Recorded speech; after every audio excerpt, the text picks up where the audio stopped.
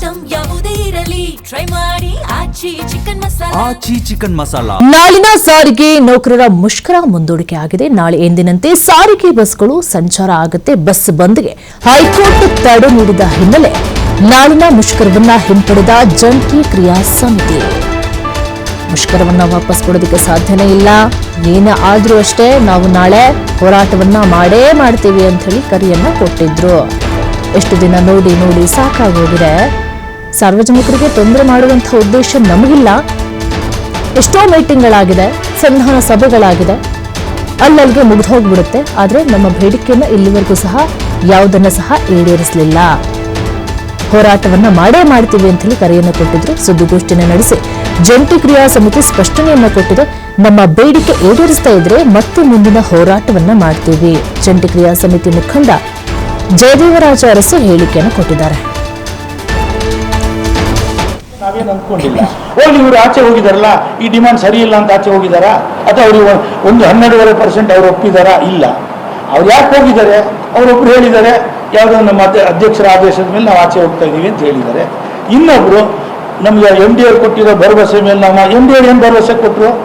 9:00 ನಿನ್ನೆ ರಾತ್ರಿ MD ಅವ್ರ ಹತ್ರ ನಾವು ಮಾತಾಡಿದ್ವಿ. ನಾವು ಅವ್ರಿಗೆ ಹೇಳಿದ್ವಿ, ಕಣ್ರಿ ಇವಾಗ ನಾವು ಯೂನಿಯನ್ ಅವರು ಇದ್ದೀವಿ, ಮ್ಯಾನೇಜ್ಮೆಂಟ್ ಇದ್ದೀರಿ, ಒಂದು ಅಗ್ರಿಮೆಂಟ್ ಸೈನ್ ಮಾಡಿಬಿಡೋಣ ಅಂತ ಹೇಳಿದ್ವಿ. MD ಅವ್ರು ಬೆಚ್ಚ ಬಿಟ್ರು, ಏನೋ ಹೊಸದಾಗ ಕೇಳ್ತಾ ಇದ್ದೀರಿ ಅಂತ. ಇದೇ ಪಾಯಿಂಟ್ಸನ್ನು ಅಗ್ರಿಮೆಂಟ್ ಮಾಡೋಣ ಬನ್ರಿ ಅಂದ್ವಿ. ಅವ್ರು ಎದುರು ಬಿಟ್ಟರು. ತೀವ್ರವಾದಂಥ ವಿರೋಧ, ಪೈಪೋಟಿ ಎಲ್ಲವೂ ಇದೆ. ಬಟ್ ಈ ಡಿಮಾಂಡ್ ಆಧಾರದಲ್ಲಿ ನಾವು ಮಹಾಮಂಡಲ ಫೆಡರೇಷನ್ನು, ATC ಫೆಡರೇಷನ್ನು ಮತ್ತು SC/STಗಳ ಕ್ಷೇಮಾಭಿವೃದ್ಧಿ ಸಂಘ 2012ರಿಂದ ಭಾಳ ಒಟ್ಟಾಗಿ ಹೋಗ್ತಾ ಇದ್ದಾವೆ. ಇದ್ರ ಮಧ್ಯದಲ್ಲಿ ಬೋರ್ ಶೆಟ್ಟಿಯವರ ಒಂದು INTUC ಬಣ ನಮ್ಮ ಜೊತೆಯಲ್ಲಿತ್ತು, ಆಚೆ ಹೋಯ್ತು. BMS ಇತ್ತು, ಅವ್ರು ಆಚೆ ಹೋದರು. ಮತ್ತು ಯುನೈಟೆಡ್ ಎಂಪ್ಲಾಯೀಸ್ ಯೂನಿಯನ್ ವಿಜಯಕುಮಾರ್ ಅವ್ರದ್ದು, ಆ ಯೂನಿಯನ್ ನಮ್ಮ ಜೊತೆಯಲ್ಲಿತ್ತು, ಆಚೆ ಹೋಯ್ತು. ಹಾಗೆ ಇವತ್ತು ಇರೋ 2 ಸಂಘಟನೆಗಳು ಆಮೇಲೆ ಬಂದರು ನಮ್ಮ ಜೊತೆಯಲ್ಲಿ. ಈಗ ಅವ್ರು ಯಾವುದೋ ಕಾರಣಕ್ಕಾಗಿ ಹೋಗಿದ್ದಾರೆ. ಇದರಿಂದ ಒಗ್ಗಟ್ಟು ಹತ್ತೋಯ್ತು ಅಂತ ನಾವೇನು ಅಂದ್ಕೊಂಡಿಲ್ಲ. ಇವರು ಆಚೆ ಹೋಗಿದಾರಲ್ಲ, ಈ ಡಿಮಾಂಡ್ ಸರಿ ಇಲ್ಲ ಅಂತ ಆಚೆ ಹೋಗಿದಾರಾ, ಅಥವಾ ಅವರು ಒಂದು 12.5% ಅವರು ಒಪ್ಪಿದಾರಾ? ಇಲ್ಲ. ಅವ್ರು ಯಾಕೆ ಹೋಗಿದ್ದಾರೆ? ಅವರೊಬ್ರು ಹೇಳಿದ್ದಾರೆ, ಯಾವುದೋ ನಮ್ಮ ಅಧ್ಯಕ್ಷರ ಆದೇಶದ ಮೇಲೆ ನಾವು ಆಚೆ ಹೋಗ್ತಾ ಇದ್ದೀವಿ ಅಂತ ಹೇಳಿದ್ದಾರೆ. ಇನ್ನೊಬ್ರು ನಮ್ಗೆ MD ಅವ್ರು ಕೊಟ್ಟಿರೋ ಭರವಸೆ ಮೇಲೆ ನಾವು MD ಅವ್ರು ಏನು ಭರವಸೆ ಕೊಟ್ಟರು? 9:00 ನಿನ್ನೆ ರಾತ್ರಿ MD ಅವ್ರ ಹತ್ರ ನಾವು ಮಾತಾಡಿದ್ವಿ. ನಾವು ಅವ್ರಿಗೆ ಹೇಳಿದ್ವಿ, ಕಣ್ರಿ ಇವಾಗ ನಾವು ಯೂನಿಯನ್ ಅವರು ಇದ್ದೀವಿ, ಮ್ಯಾನೇಜ್ಮೆಂಟ್ ಇದ್ದೀರಿ, ಒಂದು ಅಗ್ರಿಮೆಂಟ್ ಸೈನ್ ಮಾಡಿಬಿಡೋಣ ಅಂತ ಹೇಳಿದ್ವಿ. MD ಅವ್ರು ಬೆಚ್ಚ ಬಿಟ್ರು, ಏನೋ ಹೊಸದಾಗ ಕೇಳ್ತಾ ಇದ್ದೀರಿ ಅಂತ. ಇದೇ ಪಾಯಿಂಟ್ಸನ್ನು ಅಗ್ರಿಮೆಂಟ್ ಮಾಡೋಣ ಬನ್ರಿ ಅಂದ್ವಿ. ಅವ್ರು ಎದುರು ಬಿಟ್ಟರು. ತೀವ್ರವಾದಂಥ ವಿರೋಧ, ಪೈಪೋಟಿ ಎಲ್ಲವೂ ಇದೆ. ಬಟ್ ಈ ಡಿಮಾಂಡ್ ಆಧಾರದಲ್ಲಿ ನಾವು ಮಹಾಮಂಡಲ ಫೆಡರೇಷನ್ನು, ATC ಫೆಡರೇಷನ್ನು ಮತ್ತು SC/STಗಳ ಕ್ಷೇಮಾಭಿವೃದ್ಧಿ ಸಂಘ 2012ರಿಂದ ಭಾಳ ಒಟ್ಟಾಗಿ ಹೋಗ್ತಾ ಇದ್ದಾವೆ.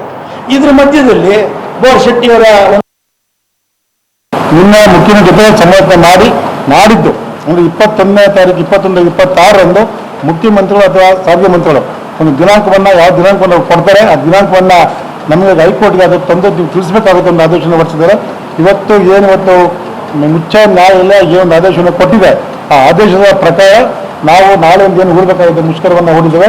ಮಾನ್ಯ ನ್ಯಾಯಾಲಯದ ಆದೇಶಕ್ಕೆ ಗೌರವವನ್ನು ಕೊಟ್ಟು ಆ ಒಂದು ಮುಷ್ಕರವನ್ನು ನಾವು ಇವತ್ತು ಅದನ್ನು ಹಿಂದಕ್ಕೆ ಪಡಿತಾ ಇದ್ದೇವೆ. ನಿಮ್ಮ ಮುಖ್ಯಮಂತ್ರಿ ಜೊತೆ ಸಮಾಲೋಚನೆ ಮಾಡಿ ನಾಡಿದ್ದು ಅಂದರೆ 21ನೇ ತಾರೀಕು 21, 26ರಂದು ಮುಖ್ಯಮಂತ್ರಿಗಳು ಅಥವಾ ಸಾರಿಗೆ ಮಂತ್ರಿಗಳು ಒಂದು ದಿನಾಂಕವನ್ನು, ಯಾವ ದಿನಾಂಕವನ್ನು ಕೊಡ್ತಾರೆ ಆ ದಿನಾಂಕವನ್ನು ನಮಗೆ ಹೈಕೋರ್ಟ್ಗೆ ಅದು ತಂದು ನೀವು ತಿಳಿಸಬೇಕಾಗುತ್ತೆ ಒಂದು ಆದೇಶವನ್ನು ಹೊರಡಿಸಿದ್ದಾರೆ.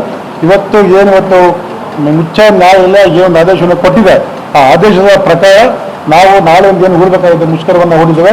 ಮಾನ್ಯ ನ್ಯಾಯಾಲಯದ